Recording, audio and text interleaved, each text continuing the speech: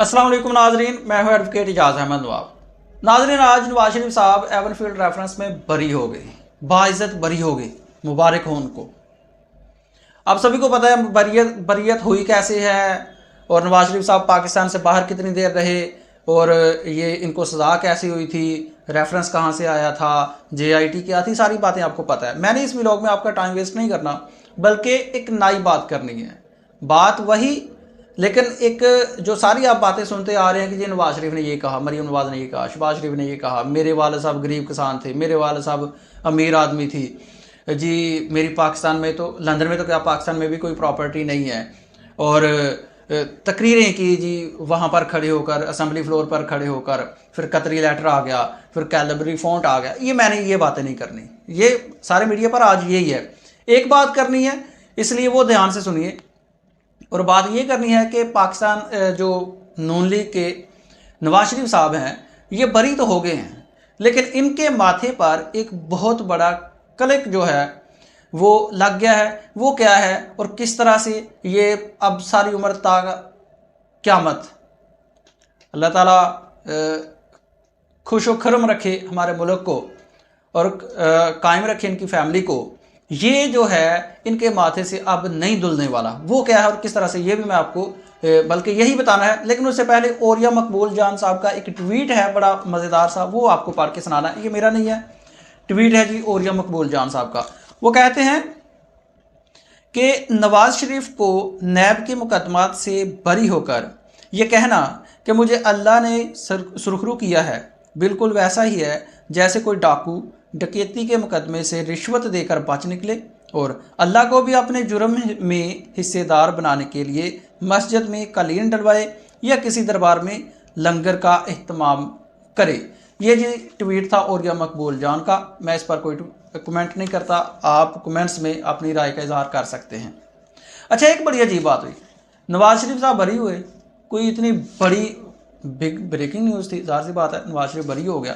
किस तरह से हुआ एक सेपरेट इशू है, लेकिन एक ब्रेकिंग न्यूज़ बनाकर, एक तड़का लगाकर वो मीडिया पर देखने को नज़र नहीं आया। और इस पर साबर शाकर साहब कहते हैं कि कम से कम अगर मैं पाकिस्तान में होता तो पुरजोश अंदाज में रिपोर्टिंग तो करता। खैर, आप उसको छोड़ें। बात क्या है, JIT बन गई, JIT आ रही है, JIT जा रही है, सबूत इकट्ठे कर रही है, बड़े सबूत आ गए हैं, करप्शन होगी, मनी लॉन्ड्रिंग होगी, अवाम का, कौम का, मुल्क का पैसा इन्वेस्ट करके लगाकर 10 वॉल्यूम्स बनाए, 9 वॉल्यूम्स खोल दिए गए, वॉल्यूम 10th खोला ही नहीं गया। और इसलिए नहीं कि पता नहीं मुल्क की सलामती का इसमें खतरा है वगैरह वगैरह, आज तक नहीं खोला। चलो आज तो खोल देना, अब तो बरी हो गई, आज ही खोल दें, अवाम के सामने तो आए, उसमें है कौन सी बला जो छुपाई हुई है। अगर नैब के पास ये सारे सबूत नहीं थे तो आप माजरत के साथ फिर कौम का पैसा ज़ाया किया, आप उस वक्त केस ना बनाते। या यूँ कह लें कि नैब में फ़र्क होता है और वक्त वक्त में फ़र्क होता है। तब की नैब और चेयरमैन कोई और थे, आज की नैब और चेयरमैन कोई और थी। तब की सुप्रीम कोर्ट ऑफ पाकिस्तान कोई और थी, आज के सुप्रीम कोर्ट ऑफ पाकिस्तान में कोई और है। तो या तो फिर ये कह लें। अच्छा, अपन इसको भी छोड़ते हैं। केस क्या था कि नवाज शरीफ के फ्लैट्स हैं लंदन में, प्रॉपर्टीज़ हैं, एवनफील्ड फ्लैट है, अल अज़ीज़िया रेफरेंस वगैरह सारे के सारे प्रॉपर्टीज़ हैं। लेकिन नवाज शरीफ साहब के पास उनकी रसीदें नहीं हैं, मीन्स के मनी ट्रेल नहीं है, और उसमें नवाज शरीफ साहब को हो गई सज़ा। आज प्रॉपर्टीज़ भी वहाँ पर मौजूद हैं जिसके बारे में कहते थे, कभी कहते थे कि हमारी है ही नहीं, कभी कहते थे कि किराए की हैं, कभी कहते थे कि कहाँ से आई, कभी कहते कहाँ से आई, कभी कहते थे फला फला फला फला।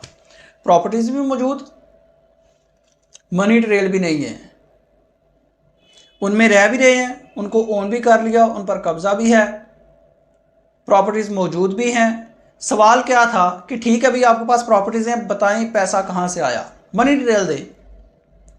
और आज 4 से 5 सालों के बाद प्रॉपर्टीज़ भी बच गई, क्लीन चिट भी मिल गई। अगर नहीं मिला तो एक चीज़ का जवाब नहीं मिला कि मनी ट्रेल, वो ना पहले दी गई थी जिस पर सजा हुई थी, ना आज दी गई है। मनी ट्रेल नहीं दी गई, रसीदें नहीं पेश की गई और नवाज शरीफ साहब हो गए बरी। अब इनके माथे पर ये जो क्लिंक लग गया है कि बगैर मनी ट्रेल दिए ये बरी तो हो गए हैं, लेकिन रसीदें नहीं दी थी, रसीदें नहीं दी थी। और जो करप्शन, कल परसों Nawaz chief justice Islamabad high court आमर फारूक साहब ने रिमार्क्स दिए थे कि अगर आपके असासे ज़ाहरी आमदन से ज़्यादा हैं तो फिर यही प्रसिद्ध किया जाएगा कि आपने करप्शन किया है। मनी ट्रेल नहीं दी, असासे ज़ाहरी आमदन से ज़्यादा हैं, वो जो असासे हैं उनकी मनी ट्रेल नहीं दी, रसीदें नहीं दी, तो ये माथे पे क्लिंक लग गया कि ये जो असासे हैं इनकी मनी ट्रेल नहीं दी गई थी, रसीदें नहीं दी गई थी, लिहाजा ये करप्शन से ये प्रॉपर्टीज़ बनाई गई हैं और ये बात इनकी क़यामत तक अब पीछा करेगी। तो ये एक मुख्तलिफ सी बात थी और ये मोल ली है नवाज शरीफ साहब ने अपने ऊपर। बहरहाल बरियत किस तरह से हुई और क्यों हुई, कैसे हुई, टेक्निकल बुनियादों पर हुई या मेरिट्स पर हुई, ये इस बहस में नहीं पढ़ना चाहिए और मेरा ख्याल है पढ़ने की ज़रूरत भी नहीं है, सभी को पता ही है। इसलिए ये जो ला हासिल जो बहस है वो करनी नहीं चाहिए। शुक्रिया।